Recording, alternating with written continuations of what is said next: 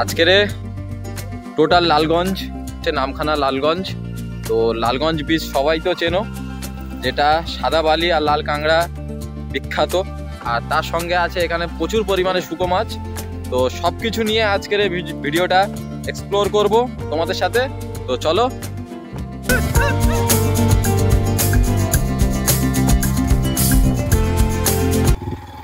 তো ফাইনালি আমরা এখন লালগঞ্জ সমুদ্র সৈকত।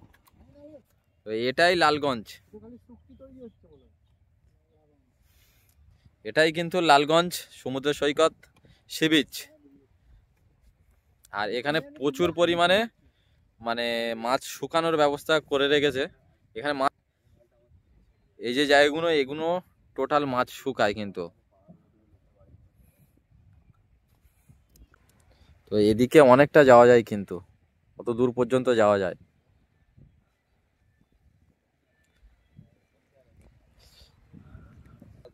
চলো আমরা ওদিকে যাই। না না, ওদিকটাই যাই, চলো না। রাজবহের সিনেমা শুটিংটা তো হবে।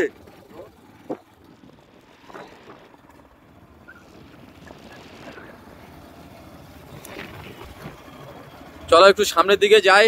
লালগঞ্জ সি বিচের সেই সাদা বালি তো দেখাই যাচ্ছে না এদিকে, তো ওইদিকে হয়তো যেতে হবে। তো ওইদিকে আমরা যাচ্ছি। তো এখন উল্টো সাইড যাচ্ছি। তো এদিকে সব এখন শুকো মাছ রেডি করছে।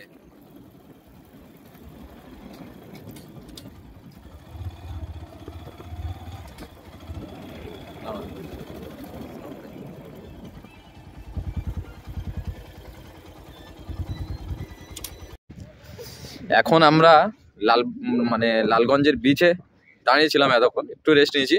তো এখন শুকো মাছ যেখানে রেডি হচ্ছে সেখানে ঢুকবো, সে ভিতরে যাব। ভিতরে গিয়ে দেখবো মোটামুটি কেমন। প্রচুর জাল আর মাছ, জায়গাটা দেখো, জাস্ট এরিয়াটা দেখো।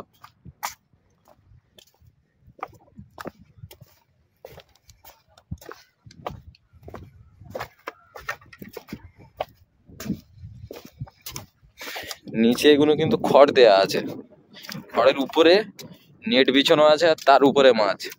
আর আলাদাভাবে একটা রাস্তা করা আছে, যেটা হেঁটে যাওয়ার জন্য।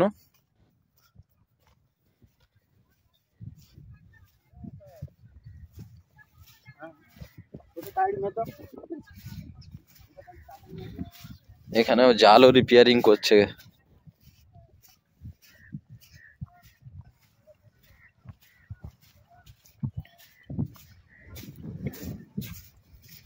অনেক আছে কিন্তু এপারে। আমরা এই দিক থেকে এসছি, তো এপারে কন্টিনিউ এরকম জায়গা করা আছে।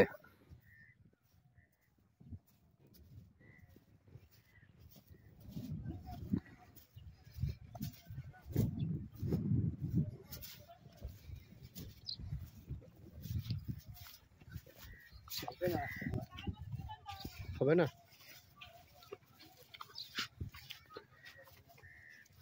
এখানে সবসময় থাকা হয়, তাই তো? মাছ নেবে নাকি তোমরা? মাছ নেবে বলেছো?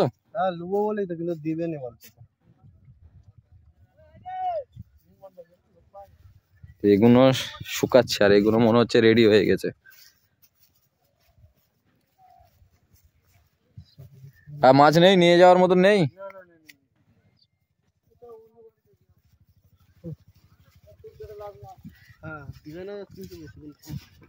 ওই তো সবই হয়ে যাচ্ছে, বস্তা হয়ে যাচ্ছে।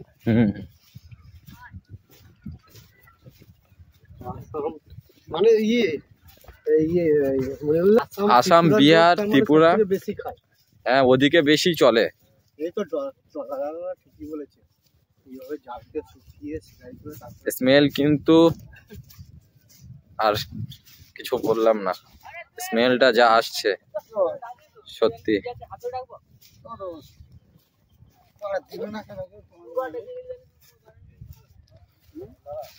এখানে জাল রেডি হচ্ছে, নিজেদেরই বোট আছে এখানে। তো এখানে সব এগুলো কাজের লোক, আর এখানে সব মাছ এগুলো শুকিয়ে মোটামুটি এগুলো শেষ, একদম শেষের মাল।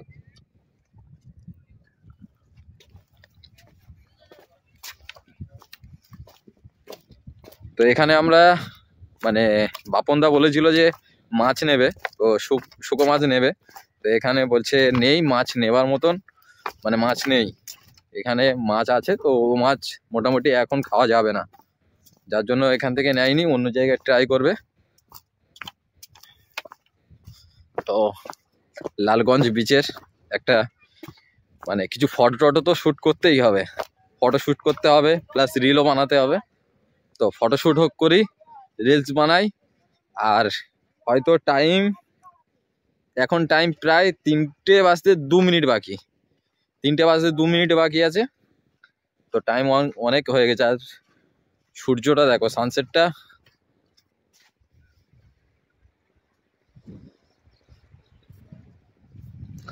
এখানে ফটো টটো শ্যুট করছে এরা আমাকে বাদ দিয়ে, ভাই আমাকে বাদ দিয়ে কিন্তু ফটো শ্যুট করছে। তো চলো ফটো টটো শ্যুট করি, তারপরে দেখাচ্ছি। চলো আবার ভিডিওতে আসছি ফটো শ্যুট করার পরে। চলো। A few moments later. আমরা যেদিকে গিয়েছিলাম সেদিকে কোনো লাল ক্যাংড়া নেই, আর তার অপোজিট সাইডে মানে যেদিকে ঝাউ বাগান আছে সেদিকে কিন্তু প্রচুর পরিমাণে লাল ক্যাংড়া। তো লাল ক্যাংড়াগুলো দেখো,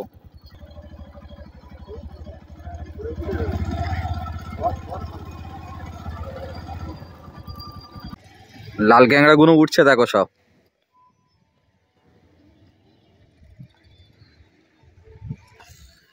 এখানে কিন্তু সুন্দর ফুল হয়ে আছে, এক ধরনের মানে ফুল হয়ে আছে দেখো, সুন্দর লাগছে কিন্তু, দারুণ লাগছে। তো লালগঞ্জে আমি বলেছিলাম যে আমি এখনো লাল ক্যাংড়া দেখতে পাইনি, তো আমরা গিয়েছিলাম উল্টো সাইড। আর এখন যেখানে এসছি সেখানে কিন্তু প্রচুর পরিমাণ লাল ক্যাংড়া, আর তার সঙ্গে উপরে একটা ফুটে আছে সুন্দর একটা ফুল। তো জাস্ট দারুণ লাগছে ফুলটা। আর এখানে কিন্তু প্রচুর লাল কাঁকড়া, প্রচুর। এপারে একদম সোজা দেখা যাচ্ছে, মানে আমি জাস্ট চোখে দেখতে পাচ্ছি, ক্যামেরায় কতটা দেখা যাচ্ছে বলতে পারছি না। তো আমি যতটা দেখা পাচ্ছি কিন্তু প্রচুর লাল ক্যাংড়া।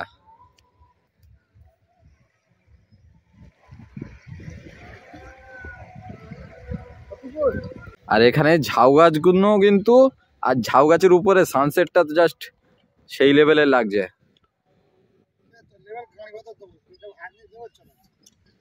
পেটে ভাত নিয়ে আমি কি ভাত এখন তৈরি করবো?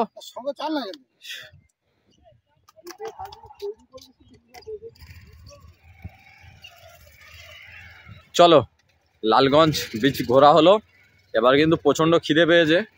তো দুপুরবেলা লাঞ্চ এখনো করা হয়নি।